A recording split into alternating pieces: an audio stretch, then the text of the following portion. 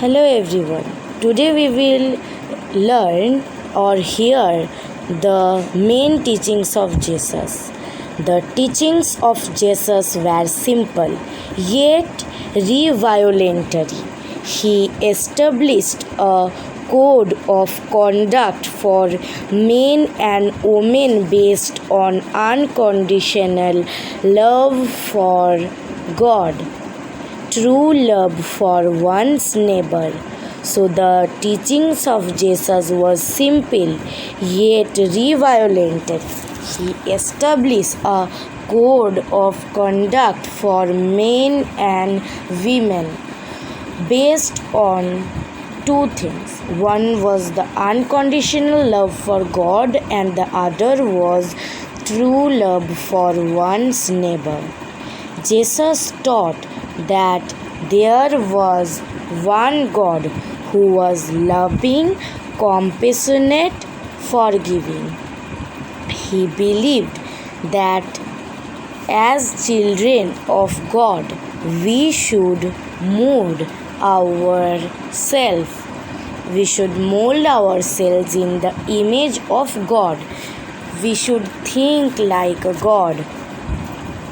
We should forgive everyone, love everyone, and compassionate everyone. We should love our neighbors, including the poor, the sinners, and even our enemies. We should help the needy and do good even to those who harm us.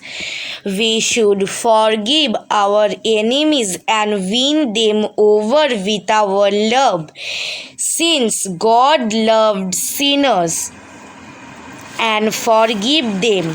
Jesus said that we should do the same. He completely rejected. So Jesus said that we should do the same and we should think like God. We should forgive everyone, love everyone, compassionate everyone. He completely rejected the eye for an eye and a tooth for a tooth principle. According to legend, there was once a man named John the Baptist who was a cousin of Jesus. He used to preach and baptize people. One day Jesus came from Nazareth and asked John to baptize him. John did not know what to say. How could he, just a regular person, baptize Jesus, the Savior of the world? But Jesus told him that they needed to do this to fulfill all righteousness. So John baptized Jesus. He placed his hand on Jesus' back and laid him down into the water till he was covered and brought him back up again. And just as soon as Jesus was baptized, the sky opened. The Holy Spirit came like a beautiful white dove and landed on Jesus'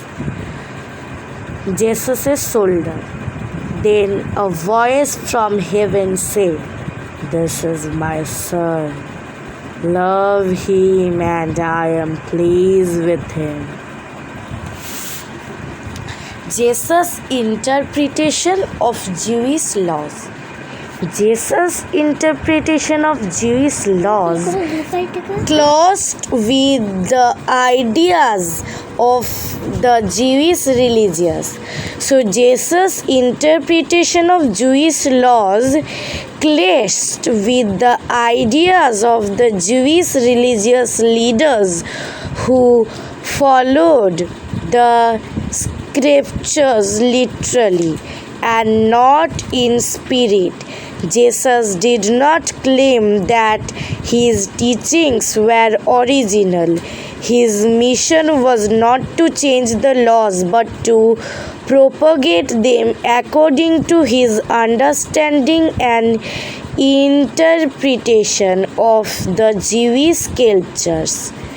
Jesus' strength of character, intelligence, wisdom, compassion, and simplicity attracted large crowds wherever he went. So all his followers used to be pleased with his knowledge, intelligence, character, wisdom, compassion, simplicity, and strength, and they would gather wherever Jesus used to go. This greatly enraged the Jewish religious leaders who felt threatened by Jesus' growing popularity. They turned hostile and convinced Pontius Pilate, the Roman governor, that Jesus was a threat to the political authority of Romans. Jesus was put on trial and sentenced to death. He was nailed to a cross and crucified. He died a slow and painful death, firm in the belief that thought suffering he had fulfilled his mission as the Messiah or Savior. Jesus' body was placed in a sealed tomb. On the third day after his death, his disciples found the tomb empty. His followers believed that Jesus had been resurrected. This conviction among his followers led to the emergence of a new community, the Christian community. So finally, after his death, he gained a lot succeeded which he could not gain before his death, not as much as Jesus' enemies crucified him, but he is in the hearts and minds of every one of his followers, not only in Palestine but far beyond its boundaries. Known civilized world in an extraordinary manner. The world would change dramatically, and these changes, social, cultural, economic, and political, would bear the imprint of Christian doctrines. The life and teachings of Jesus Christ were recorded in the Gospels by four of his disciples, John, Matthew, Mark, and Luke. John, Matthew, Mark, and Luke. John, Matthew, Mark, and Luke. They were four of his disciples, and they recorded all the teachings of Jesus Christ in the Gospels. The teachings of Jesus were spread in Palestine most actively by Peter, the foundation rock of Christianity, and later by Paul, a convert to Christianity. Paul became one of the most powerful and enthusiastic exponents of Christianity. He traveled extensively throughout the Roman Empire, preparing the grounds that would transform Christianity into a world religion in the future. For almost 300 years after the death of Jesus, Christians were a religious minority within the Roman Empire, oppressed and persecuted by their imperial masters.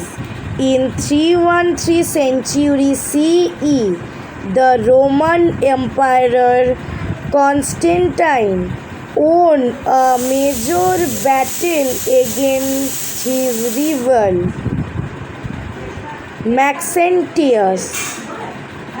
He attributed his victory to the divine impression of Jesus and made Christianity a legal religion. The persecution of Christians thus came an end would endure as the Christian